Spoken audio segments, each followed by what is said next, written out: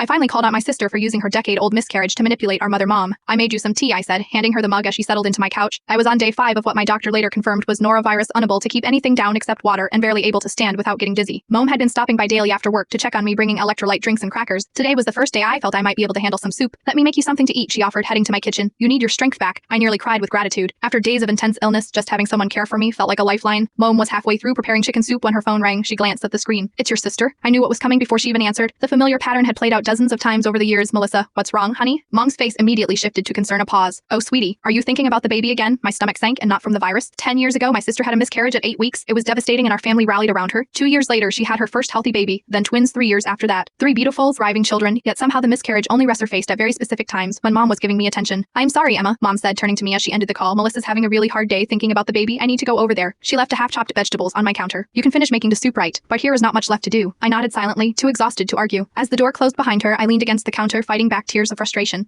This wasn't new. When I was hospitalized for a manic episode last year, Mom had planned to visit daily. She made it once before Melissa's grief episodes began, when I took Mom to Paris for her 60th birthday. A trip I'd saved for 2 years to afford. Melissa called on day 3, inconsolable about the miscarriage. Mom cut the trip short. I finished making the soup with shaking hands, then picked up my phone. Melissa, I typed. I know you experienced a real loss 10 years ago, and I would never minimize that. But I need to say something. It's strange how your grief only surfaces when Mom is helping me. I've been seriously ill for days, and once again, you've pulled her away. This pattern needs to stop. The response was immediate. You have no idea what it's like to lose a child within an hour. My phone was flooded with messages from Mom, from Melissa's husband, from our aunt, all expressing shock at my cruelty and insensitivity. She lost a baby, Mom texted. I stared at my phone, wondering if I was the villain in the story. Then I scrolled through my calendar, noting each of Melissa's grief episodes over the past 3 years. Every single one coincided with Mom giving me attention or support. My graduation, my birthday dinner, my hospitalization, my illness. Not once did these episodes occur on the anniversary of her miscarriage. Not once when Mom was simply spending time with her and her children. Only when Mom's attention turned to me. My sister has called me every name imaginable since that text. My mother's barely speaking to me. But for the first time in my adult life, I've named the manipulation that has shaped our family dynamic for a decade. Some grief is real, some is weaponized. Yearning to tell the difference doesn't make me insensitive, it makes me sane. I don't regret sending that text, I only regret not sending it sooner.